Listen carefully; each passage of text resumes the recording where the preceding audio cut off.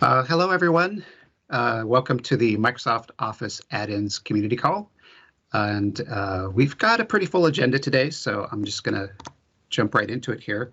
Things we're going to talk about. First of all, my name's David Chesnut. I'm a dev writer on the Office platform team. And also today joining us is Michael Aldridge, Senior Program Manager, who will be talking about AppSource Add-in validation and the Partner Center experience. Which, by the way, was a requested topic from you developers out there in the community. We did a survey back in, I think it was January, and this is one of the things we heard about. So, we do our best to listen to those requests and try to get those topics on the agenda for you. And, keep letting us know if there's stuff that you're curious to see. Also joining us today, Sohail Zafar, who's a Principal Program Manager, who will be talking about an Excel Ribbon API update. And also Juan Balmori, Senior Program Manager, who has some Outlook API preview information to share. So we're going to just change the order a little bit. I'm going to jump down to Sohail's Ribbon API update. Thank you, David. Hi, everyone. My name is Sohail Zafar. I'm a Program Manager in the Office Extensibility platform. And I've been working on and leading the efforts for the user experience related changes for the extensibility platform. And in the last community call, we mentioned that the ability to enable disable buttons in the ribbon, the capability is available in preview for our users. It's still there if you, and this community call, I just actually, first of all, wanted to re-emphasize that the capability is available in preview. Please take some time if you're interested to play with it, doc with it, and give us any feedback. The documentation link is available on the slide. And also, one couple of callouts actually I wanted to mention, as I mentioned last time, was that right now you will have to do some additional, you will have to add an additional parameter to the URL to test the feature on Excel Online. And the reason for that is that we have, as Microsoft, we have been refactoring the ribbon code to make it more performant and efficient. And as part of that, ribbon is getting a new UX treatment as well. So to make it simpler, the current ribbon is referred to as the multi-line ribbon. And we have a new treatment for the ribbon, which is called simplified ribbon or the single line ribbon. Right now, single line ribbon / simplified ribbon is available in doc code for PowerPoint and Word, but it's in progress for Excel. We hope to release that in preview for our Excel customers sometime soon as well. And as soon as that's available, you will be able to test that functionality in Excel Online without having to do any extra stuff. But for the time being, since that capability has not been released in preview, please reach out to us if you need to test that capability in Excel Online, and we will share with you how to test that for the web. That's one thing. Secondly, the feature right now, the APIs are work with shared runtime only. For those of you who attended the community call last month, this was another capability that we announced that it's available in preview, and it allows the ability for an add-in to run in the background and listen to events and take appropriate actions. And one of the actions can be enabling and disabling the buttons on the ribbon. Last but not the least, one call out is that previously there's a small API change to the API signature. If you take a look at the change the state programmatically section, the change is that previously the namespace used to be called Office Runtime. And then in the namespace, you would, under the UI sub namespace, there was a get ribbon method. And then calling the get ribbon method would return an instance of the ribbon. And then you would call the request update method on that instance of the ribbon. We have changed that to make a ribbon a singleton object. And then secondly, we have also simplified the namespace Office Runtime to Office only. This change is available now, and if you're planning to play with the API, please use this signature. If you have leveraged the API already, please go ahead and make this change. And other than that, no other change would be required in your API code. And then second part is defining the initial state in the manifest. So coming back, the API will allow you leveraging JavaScript to enable a disable in the button, and then using the XML manifest, you can set the initial state of the button in the ribbon. For example, you can say that when the add-in is installed, the initial state of the button, say data perspective, is disabled. When a user clicks on a particular cell in a table, your add-in is running in the background. It listens to that event and then call the API to enable that particular button. So that actually at a high level, what we just mentioned regarding the enable disable button functionality. And as always, please reach out to us via Stack Overflow or GitHub if you have any questions. Thank you. Cool. Thanks, Sohail. I have one quick question. And speaking of questions, I forgot to mention, if anyone out there has questions, just type them into the chat window, and we get to those as we go along. Typically at the end of each little section, we'll kind of check in. And we also have Q&A at the end. And if there's any questions we're not able to get to today, we follow up and answer them in the blog summary after the call. So Hale, if you mentioned a parameter for online and to reach out, so should folks go to the Excel.js repo, which is typically where we go with I don't know, a Q&A type thing? Would that be the place to go, or would you recommend Stack Overflow to get that information? Both would work, actually. Okay. Either one of these would work. The Excel.js repo, again, depending on where developers are comfortable with. I personally feel that Stack Overflow is a better forum for asking questions because more community is active there, and just the whole forum is designed for Q&A. So yeah, I feel like that's better from that perspective, but I don't want to make any strong recommendation here. Okay, that makes sense. And we have the links for those at the end of the slide deck, so we'll be sharing those out. Perfect. And David, one quick thing. I see a question in the chat window. I have a question from Martin. Any plans to dynamically add buttons to the ribbon from the add-in? Thank you for bringing that up. The capability and the feature request is on our radar and is part of the backlog. Currently, our focus is to get the enable disable functionality out of preview and into general availability. Once we do that, we have plans to make the same capability available for Word and PowerPoint.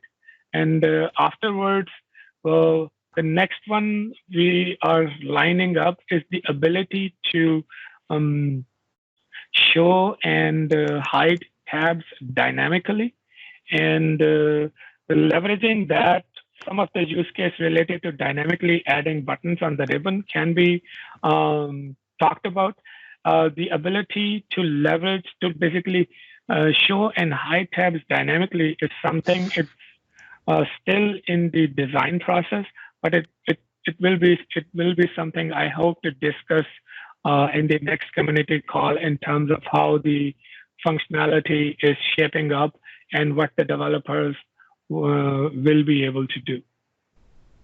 And then the next question I see is any update on when the preview XLFP API to insert a copy of an existing workbook into the current one will be generally available? It has been in preview for more than a year, but works very well already. GA, please. Hey, Sohail, I can take that one. Perfect. Hey, folks, this is Kayer. Work with Sohail on Excel. So as Alex mentioned, we are looking into the add from base 64/insert workbook API. We know it's been in preview for a little bit. The point we're at is one of the places that's been blocked has been Excel for Web. And so we're looking at evaluating some options for us to provide Excel for Web support as well as iOS a bit later. So we'll have more information hopefully on a future community call this quarter. Cool. Thanks. Cool. Thanks. There's one more question. So the question is curious about the ability of the ribbon to set visibility for controls. Also curious about the breadth of controls planning to be provided to the online ribbon Excel specifically. So the short answer is that individually allowing buttons to be hidden or shown is not something we are looking to do right now because of the overall architecture of the ribbon. It's a shared code base across all the Office properties, and hiding the ribbon causes the whole ribbon to be repainted because of the way things work, and we have significant performance concerns there. So that's not currently something, it is a request we have heard, but we won't be able to get to it anytime soon. However, one thing we feel can help our partners in terms of a similar functionality is that partners can have two different tabs which are 90% same and 10% different, sort of simulate hiding and showing the buttons, and then they can show and hide a tab based on a condition, based on a programmatic condition or an event. And I hope to talk a bit more about it in the next community call. Okay, cool. So let's move on, get to Michael's presentation on the add-in validation and new partner center experience. You ready to go, Michael? I am indeed. All right. Good morning or good evening, everyone. Hope you're safe and healthy wherever you are. I'm excited to talk with you today. I understand that this was something that you had asked for, and hopefully we can deliver what you're looking for here by walking you through the new Partner Center experience. So my goal today is to spend the next 20 minutes or so just discussing the new submission process in Partner Center. We had a migration that happened beginning in December, January, February from the seller dashboard to the new Partner Center focused submission experience for both Office Store and the AppSource.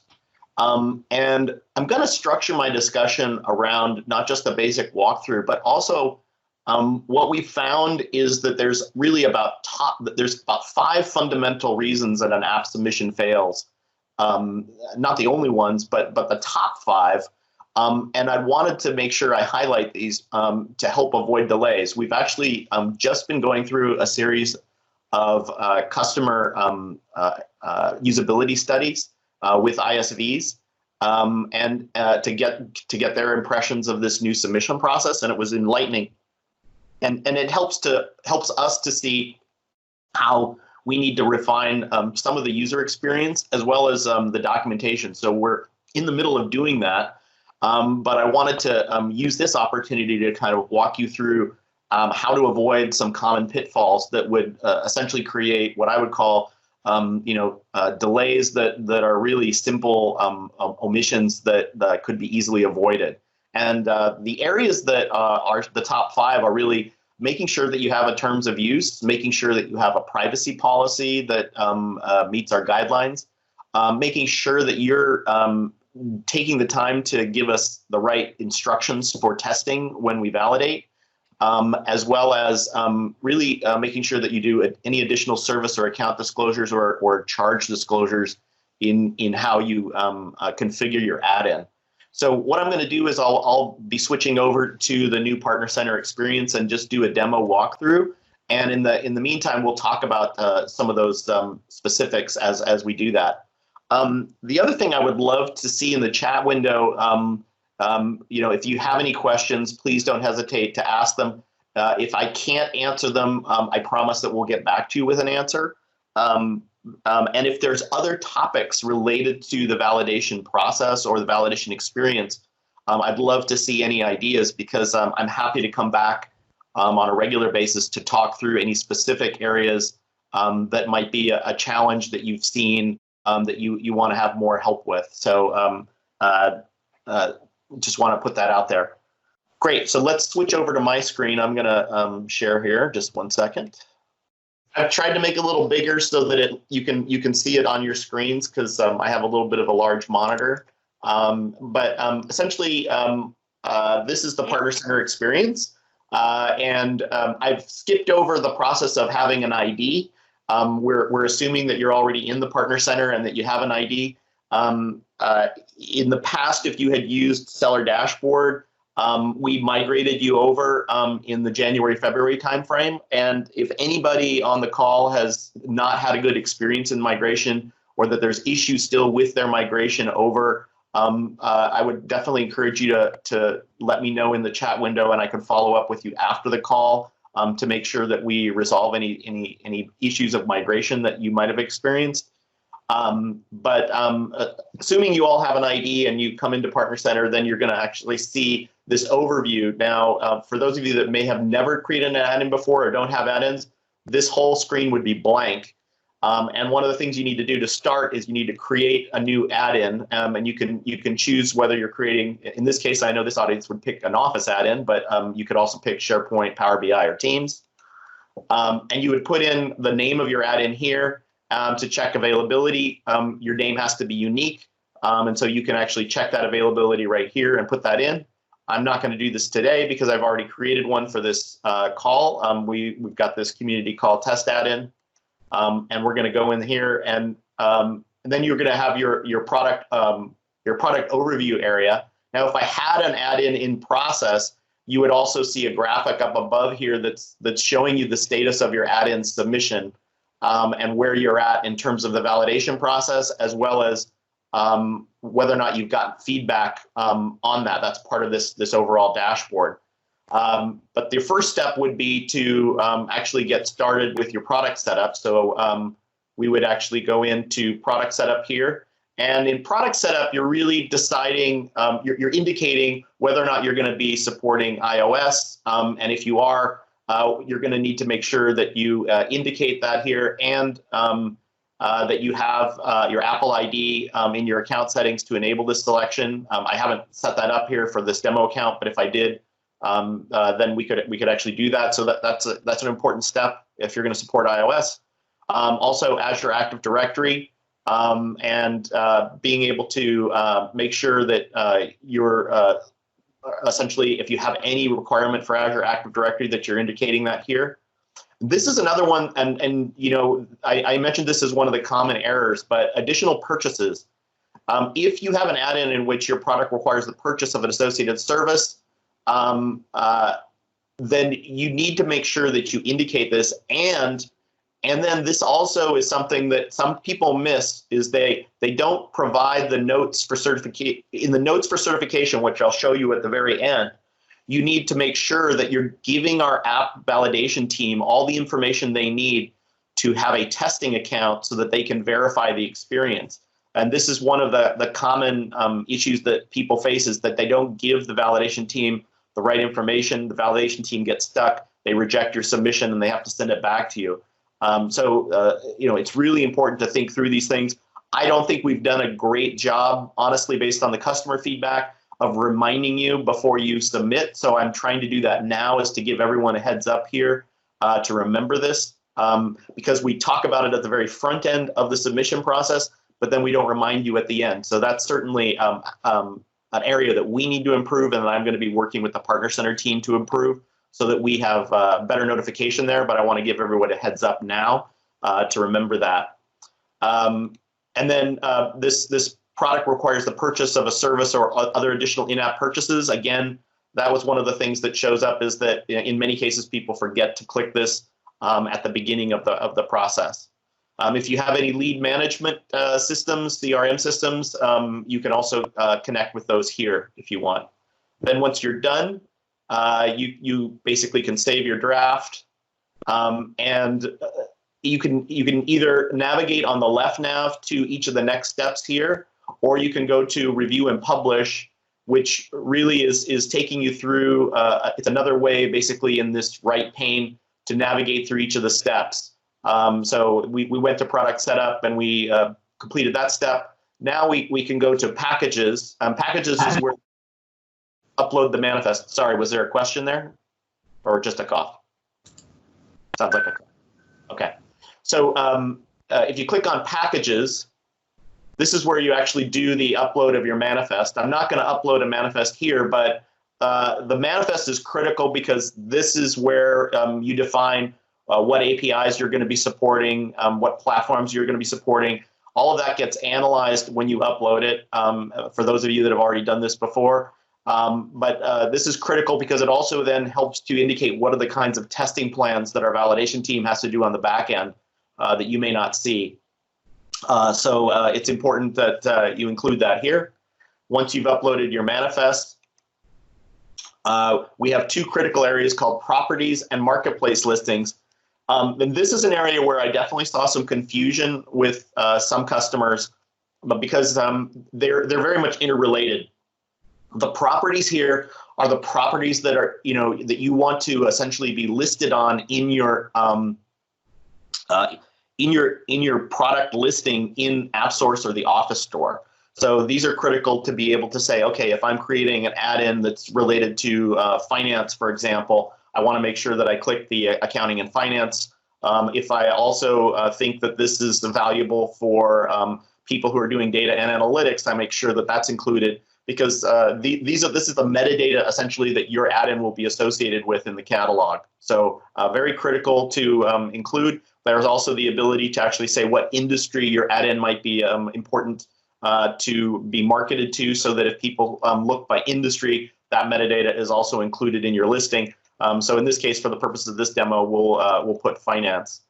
And then once you're So this is the area that a lot of people miss, and I really want to call this out. We're going to do a better job of trying to make sure that we provide more information here in the user experience and in our documentation, because we've definitely seen this. But these are literally the 3 of the top 5 reasons people get a failure in their validation is because they don't have a support document link, they don't have privacy policy links, and they don't have a EULA link. Now, there was some confusion in the past around the EULA. We actually had a EULA that you could use.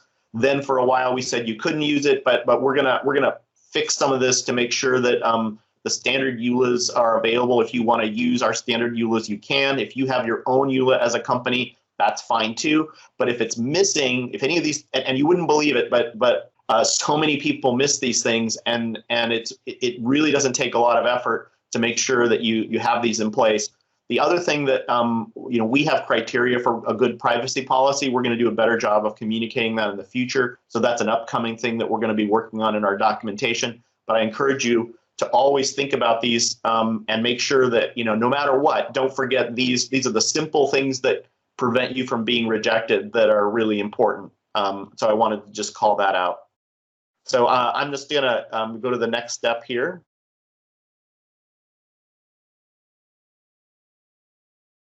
Now, the next area is related to properties, and that's marketplace listing.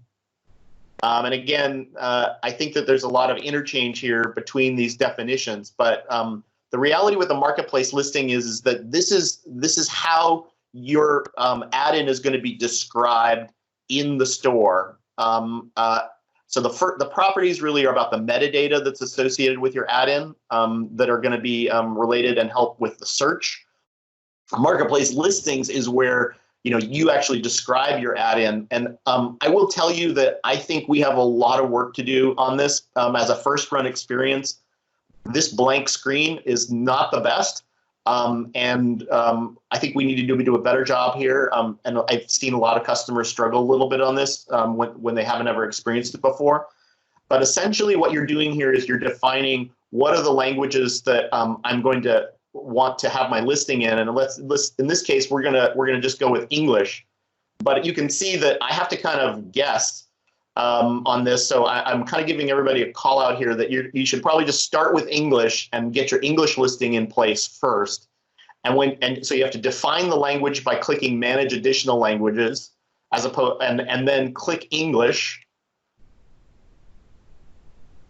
And then once you get in here, then you can actually have, okay, this is my name. This is the name of my community call test is the name of my add-in. I can, if I want to, add more names. Like, for example, maybe I might have an add-in that's a beta or it's a preview release, and then I want to have a final. Those are things that you could manage here if you want to. Here's a summary of my add-in. So this is an example of a test add-in.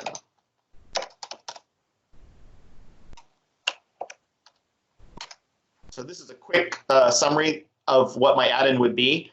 And then the description, now this is something that's new compared to what we had with Seller Dashboard.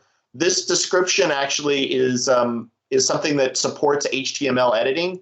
So what a number of customers have told me that is kind of a good power user tip here is that you can actually edit this in an HTML editor before you begin your submission, and you have it ready, and then you can paste in that HTML description right here. One of the things that I think people have commented on that's missing is we don't have a nice what you see is what you get kind of experience here. So that's why I encourage you all to use an HTML editor ahead of time to just make sure that it looks exactly the way you want it to look when it's presented on the page. And that way, when you put it in, you're not going to have to go back after you've submitted and make corrections. One of the things that you need to be aware of is that if you change your description in any way and try to resubmit, you're going to have to go through another validation exercise, which is a lot more time and effort. So it's good to make sure that your text and everything for this section is really what you want, so that you're not churning too much on simple text changes for your listing. And then this is where I can add different search keywords. So I could add, for example, finance as a keyword. I could add another keyword could be, let's say analysis. I don't know, depending on what your add-in does and how you think people would search on it. So you can add up to 3 different search keywords here. And then the other critical area is really the media that you want to have associated with your listing. You need to make sure that your icons are adhering to these specs. This is indicating what the specs are that you need to adhere to.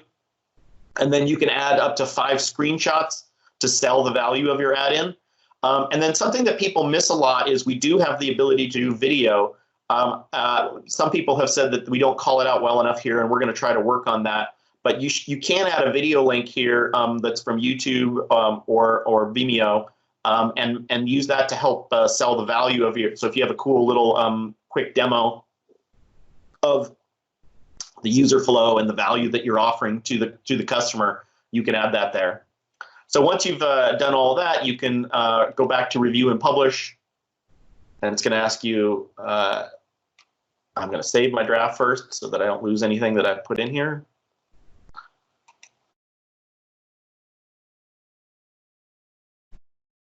Now it's going to show I haven't done all the things that I need to do, so it's going to show I'm incomplete. But if I had completed all these, I'd be getting a nice green check mark here. And then the next step is really availability. And this is where, we have to put in what your release date is going to be. So, in this case, it's giving me a message that a release date must be saved. What that really means is you haven't defined a release date and you have to define one. So in this case, I might say, oh, you know what, I'm gonna be doing some iteration on this. So I'm gonna probably have my release date be June 1st. And I'm going to save that. And then this is where I can define what markets I want to have my my add-in in. So in case you only have certain markets, I can actually go into my options here and I can unselect all these markets. And let's say I'm only interested in the Argentina market and Belgium. I could basically focus on just those markets, or I can unselect and select all and be in all markets. It's an important step to remember there. And then this is one that's important to remember, is that if we, for whatever reason, are available in any future markets, like say a new country is added, then you want to be automatically available in that market. You don't have to do anything. It'll automatically list you there. So important to remember that. And then you save your draft here. And we will go to review and publish for the final step. So if assuming I finished everything, then I would want to submit. Now, this is the critical thing that I wanted to note, and we talked about this at the beginning of my discussion, which is a lot of people miss this simple notes for certification, but this is critical. These are the instructions that the validator needs to get in order to fully evaluate your add-in. So if you have additional services that are required to log into and use your add-in, this is where you have to make sure that those instructions are super clear. Everything, I think the thing that I want to emphasize here is that everything you think a validator needs to know in order to properly evaluate your add-in and make sure that it adheres to our policies and guidelines, it needs to be in here. So don't forget this step. This is one of the things that a lot of people omit. I think we're gonna work on improving how we explain this to people, so that the importance of this is super clear, and we'll be also improving this in the documentation. But again, I just want to call this out as one of the top things that people a lot of times miss or don't complete fully. So that is my quick walkthrough of the Partner Center submission process. And let's go over to some of the questions, perhaps, if there are any. Team, have there been any major questions while I was in the middle of my demo there? Yeah, there's quite a few questions coming in. Great. Let's see, I'm hearing from Martin. Martin Seifert. Welcome, Martin. Thanks. It's great to have you here. It would be great if you could retain the testing instructions so that what was entered in the last submission will be there to edit during the next submission. I agree. That is, it's one of the things that we are working on to try to fix. Thanks for your patience on this, because it's definitely a pain point that we're aware of, and I appreciate the feedback, Martin.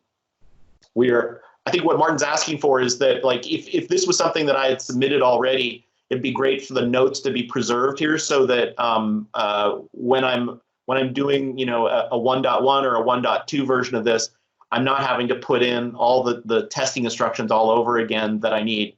And that is one of the other common issues that people face, is they, you know, if we preserve the notes, then you only just have to make some small edits potentially, as opposed to having to remember them and rewrite them. So good feedback, Martin, and thanks for that.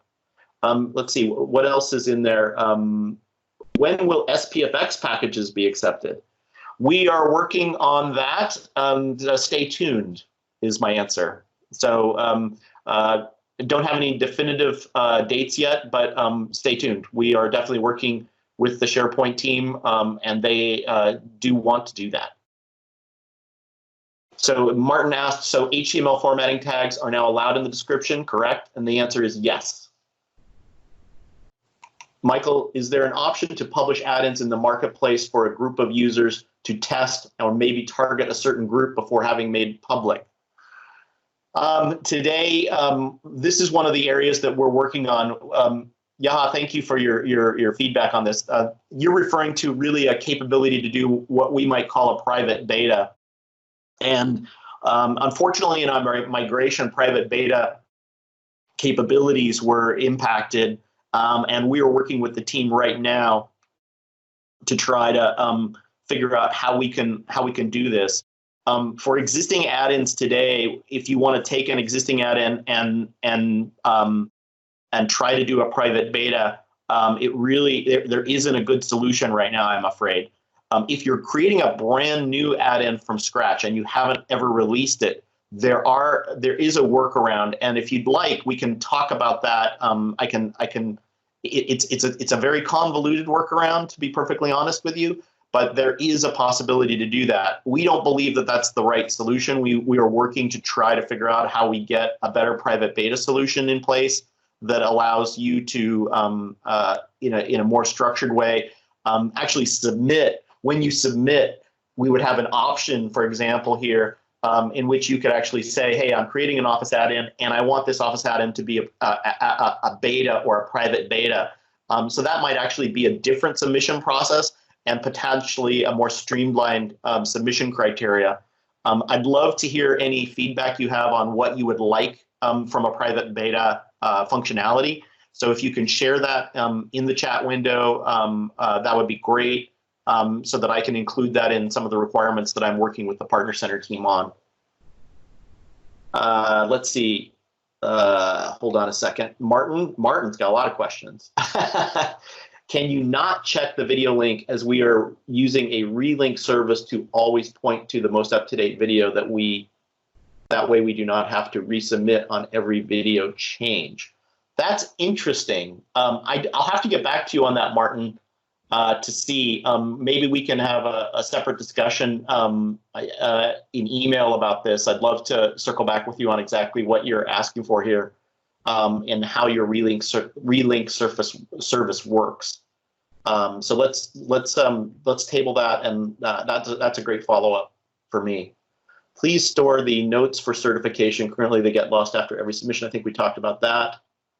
And how frequently can you release a new version? Could you update the source files every week, for example? That is an interesting question. Honestly, there is time that it takes for us to do a validation, and I would say that we're not built yet to allow you to do weekly releases.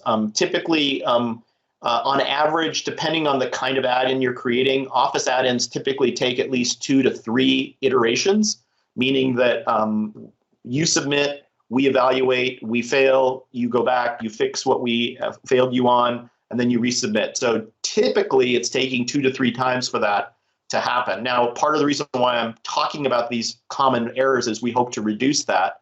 But I would say that it's really important that you budget right now probably 6 weeks from the time that you want to create your add-in until the time that you release, just for enough buffer so that you can actually, so that we're not disappointing you in terms of when you want to try to launch versus how long it takes for you to validate. So I would say the rule of thumb is definitely budget 6 weeks at least for the validation process.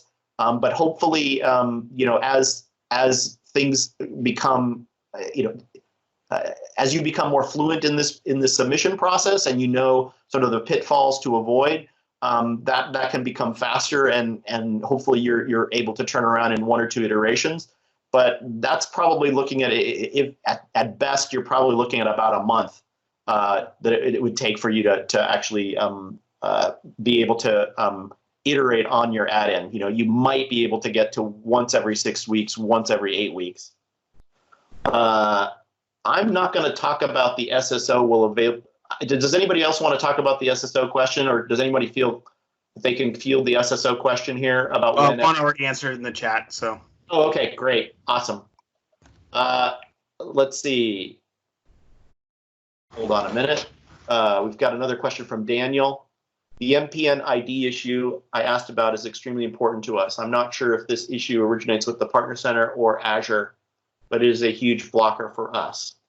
Sorry, I'll tell you what, Daniel, I would love to be able to talk with you offline on that. I don't want to try to troubleshoot your issue here, but if anybody has had issues with seller dashboard migration, as I said, if there's a way for me to be able to reach out to you, you could also send me an email. My email alias is mikeald@microsoft.com.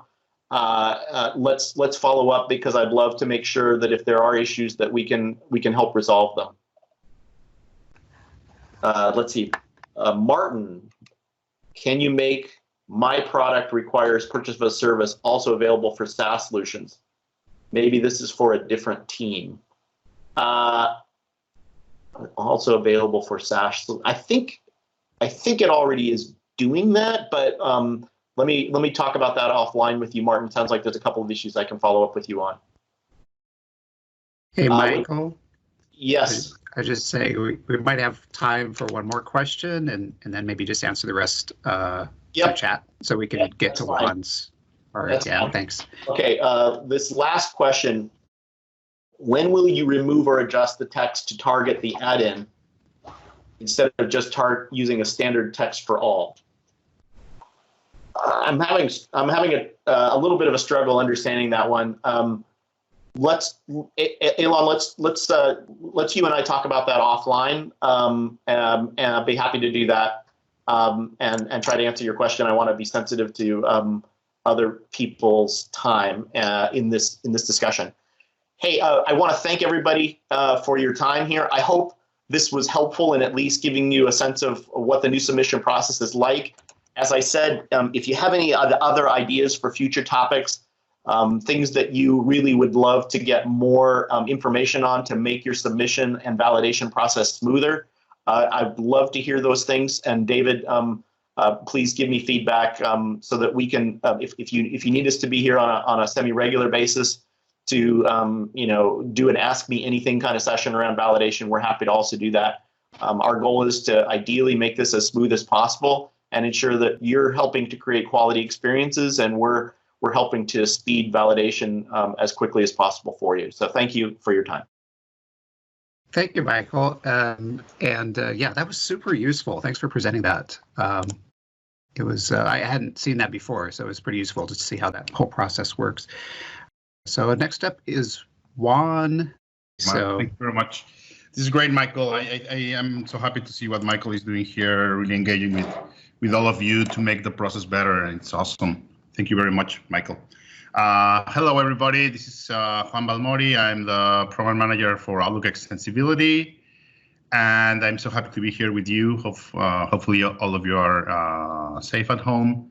And I'm just going to spend a few minutes talking about some preview APIs that we are launching for Outlook. So let's go through it. So first of all, so this is something that it's new in Outlook. We've been doing this in Excel and Word mostly, but now we have a preview CDN also for Outlook. So that's going to give us kind of a safe way to experiment with APIs, to be able to make it available to you, so that you can actually try our latest stuff. And in this case, the preview that we are announcing today, it's basically for Windows and OWA, so Outlook on the web. The drill, if you're coming from the Excel world, this is basically the same. So in order to use the preview, you will need to install the latest insiders fast. So this is the build that you need to have in order to be able to use the new APIs in Windows. And when you are coding your add-in, you need to point Office.js to the beta endpoint. So the only difference between the URL, the production URL and the preview URL is that you have this beta instead of the one that it's in the URL. So with that, you should be able to access it. From OWA, it's a bit different. So if you want to use the APIs that I'm going to be showing you today, we need to enable your tenant to do it. So basically, please go to this link right here that it's going to enable you to send us your information, and then we can enable the preview on your tenant, right? I will show you the form in a second. So what are we announcing today? So we have 4 groups of APIs that are currently available. So this is the, if you watch it online or you want to take a snapshot of this picture, this is basically what we are announcing. So now we have the signature APIs. I think in the last community call on the MVP Summit a couple of weeks ago, we were showing demos about, these new scenarios for signature. And now we are allowing you to use the APIs. So please use them, send us feedback. Right now, the signature APIs it's available in Win32 and OWA. So that's number one. We are adding some calendar properties that we received feedback from all of you. This preview is only available in Win32. OWA is going to come later, and obviously Mac it's going to come a bit later as well. Then we have append on send. I will go through the details of each of them. So I just wanted to show you that what's available where. Also append on send for both email and appointments. Appointments used to be a gap, so that's something new. Are available in both Win32 and OWA. And then we are also launching the preview of the auto run events for OWA only in this case. So let's go to more details on each of them. So the signature APIs are basically just 4 APIs that you can use to play with if you want to enable, third-party signature administration into Outlook. I think with these 4 APIs, we tackle most of the scenarios. So first of all, you have one API to, and again, if you go back to our last community call, I was actually giving demos about this. But basically, you're able to get the compose type of the email. You're able to find out if the compose operation is over, new message, or if it's a reply, or if it's, different types of messages maybe require different types of signatures. So with that API, you should be able to do that. And then you have 2 APIs to find out if the native feature is enabled. If your user is currently using the native client signature feature, so you can find out with these 2 APIs. In fact, if you want user consent, the recommendation is you can disable the native feature with this API. So that will mean the default native signature is going to turn off, and then you can expose your service to the user. And finally, probably the most important API is the insert signature that is going to allow you to replace or insert a signature into the email. And obviously, this supports insertion of plain text or HTML in case you want to have like a more fancy signature, right? That's number one. Number two, we are exposing a few calendar properties. So we have the bottom line here is we are exposing 2 new properties for calendars. The first one is the is all day event flag. So this is basically set or get if your appointment is an all day event. And then we have also the sensitivity feature. I'm adding here 2 screenshots to show you exactly what I mean by sensitivity, because we have another feature that is called sensitivity, and it's kind of confusing. But basically, this is the API that allows you to, for example, set a meeting as a private meeting, or you have a personal, private, or confidential setting here. Why we're adding these APIs? Obviously, today, if you want to use this functionality, you have, of course, you can use the AWS services. You can use the REST API or the graph. However, many customers are giving us feedback that in some cases, in some instances, customers are not exposing the services layer for programmability purposes, so they are not available. So that's why we are kind of adding these functions into the JavaScript API, so you can use them directly from your add-in instead of making a service call. By the way, if you have more feedback about additional properties that you want to see reflected in the JavaScript layer, please send us the feedback. We are open to these types of APIs are kind of easy to add from our side. So if you need some more of them, we can actually work through it. Right. So this is again Win32 only. Then we have append on send. So append on send is this feature that allows you to insert some text or HTML into the message, after the user clicks on the send button. And you can use this for instance, for including a disclaimer in all your emails and so on and so forth. Given that this is kind of some sort of unconventional feature, because actually the user is not seeing, what it's appended until he sends the email. You need to have declare in your manifest that you're going to be using append on send. This will allow us to to publish this as on the consent dialog when the user is acquiring your add-in. It will say that it can add emails, it can add text or content in your email after it's sent. So this is this has been in preview for a long time actually, but it was only for emails. So now you can have it for both email and appointments. So if you want to use again this API, you need to go to the manifest and putting here a snapshot of the entries that you need to add. Basically, you need an extended permission, which is the append on send, and where it should be in the schema. And if you do both those two things, then you're able to use the API. And again, this is available for Win32 and OWA. And finally, auto-run. This is probably the most important of all of them. This is as I was describing in our last call, this is a new type of extensibility you will have in Outlook, where the add-in is not precisely activated by the user clicking, on a button on the ribbon, or it's not a contextual activation. This is basically activating an add-in as a result of an event in Outlook. In this case, we are enabling an event that it's going to get triggered when you create a new message or a new appointment. And for that, basically you need to we are adding new elements on the manifest so that you can declare the runtime that you are using. By the way, this code is going to be run in a JavaScript engine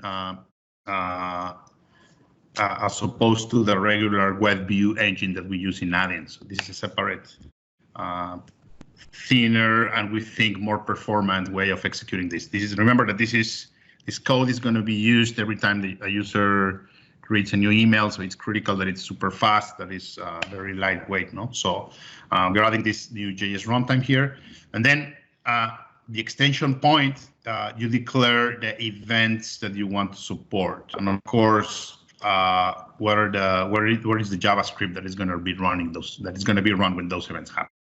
All right. So I think we're out of time right now. I just want to show you very quickly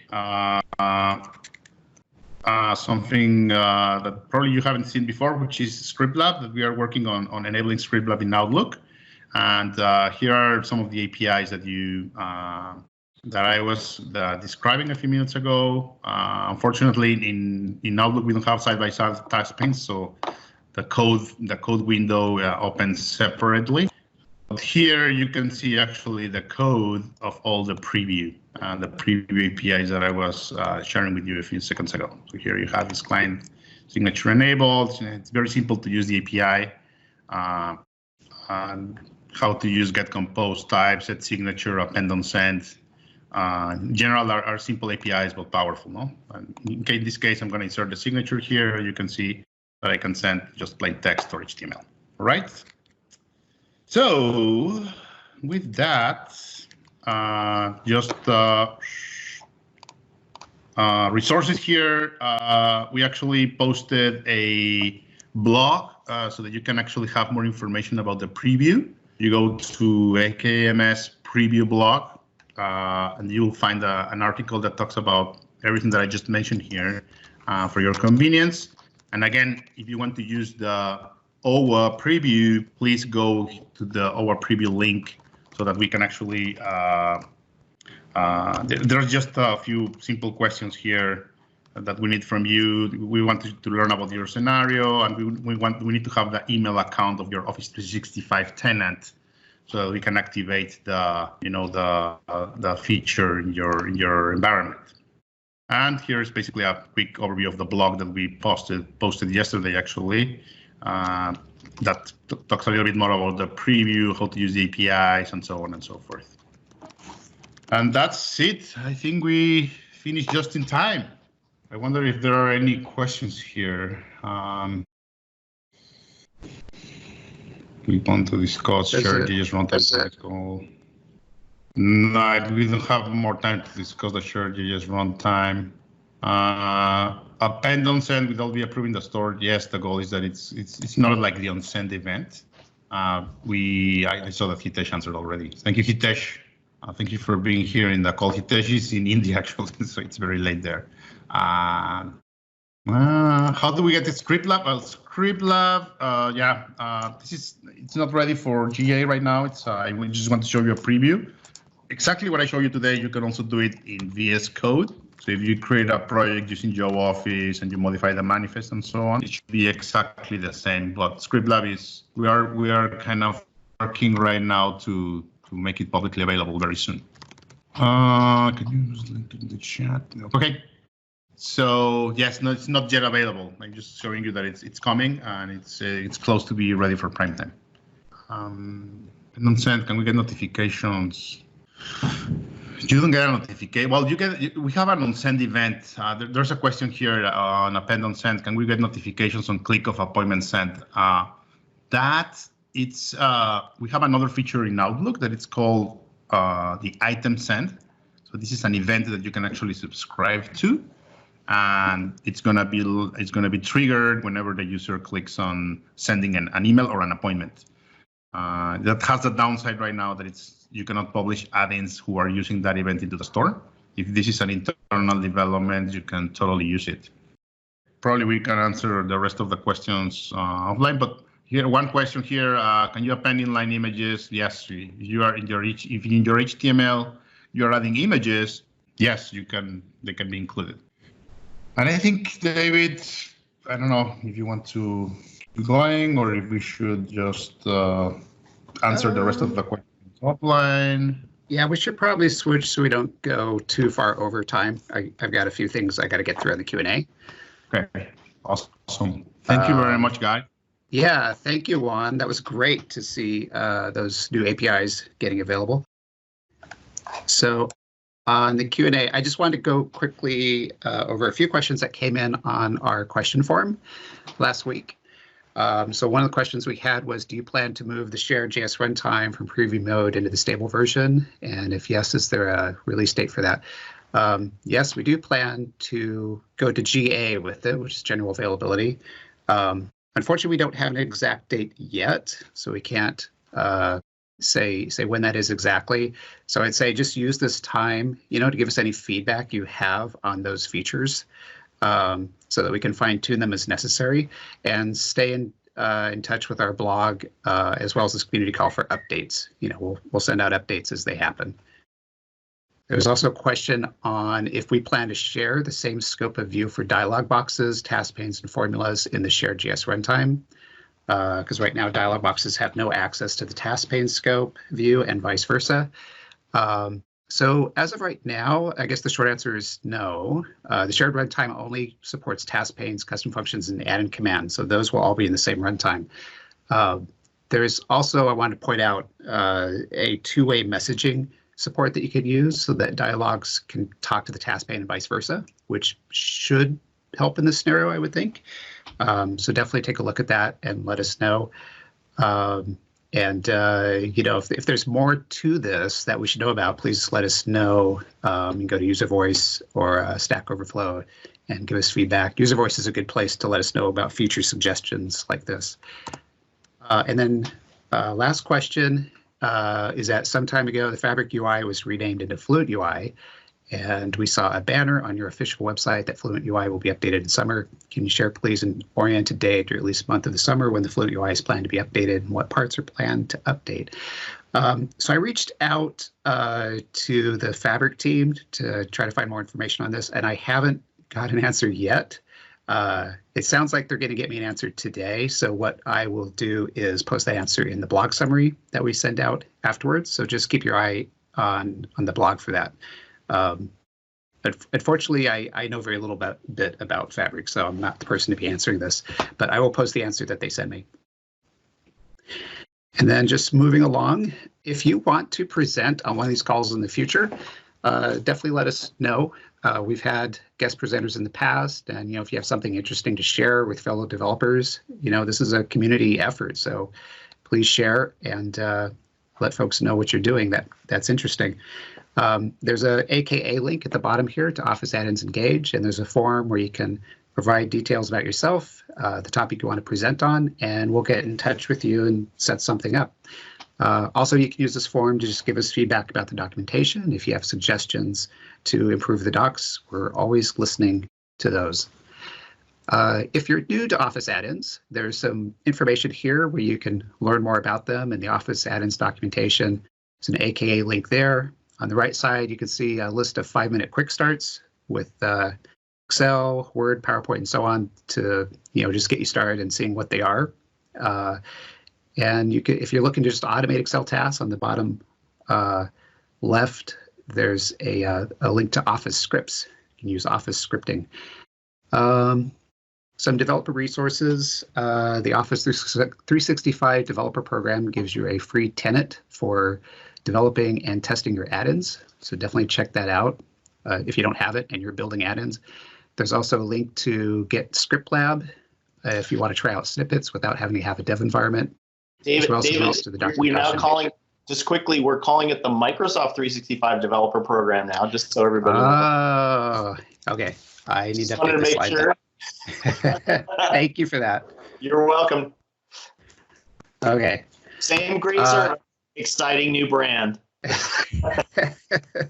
Awesome, thanks. So if you want to engage with us, like if you have questions, we have Stack Overflow tags that you can use to ask questions. There's an Office.js tag as well as an Outlook Web Add-ins tag. If you find bugs in the add-ins that you want to let us know about and get help with, you can go to our GitHub repo. It's the Office.js repo there. And then if you have feature requests or suggestions to improve add-ins, you can go to our user voice site and let us know there, or vote on various features that you'd like to see developed. And we take a look at those. And then you can always send a smile or a frown inside Office itself as well. This isn't the only developer community call. There's other community calls as well. So if any of these are areas of interest to you, definitely go check them out. We have calls on Microsoft Graph, Microsoft Teams, and SharePoint, and so on. If any of those resonate with you, definitely take a look. At the bottom is a link that will show you the upcoming calls and times, so you can add them to your calendar. And then finally, I just want to say thank you to everybody for listening. We'll post a recording of this video soon on our Microsoft 365 Developer YouTube channel. And you can also follow us on Twitter. There's a Twitter link there. Next call will be on May 13th at 8 a.m. And if you want questions for that, there's a form you can go fill out. There's a link to it at the bottom there. And you can submit questions in advance. And I work to get those answered before the call. The Q&A I was just showing actually came from that form. So just let us know if there's anything there. So thank you, everybody, for attending. Hope you found this really useful, and stay safe, and we'll see you on the next call.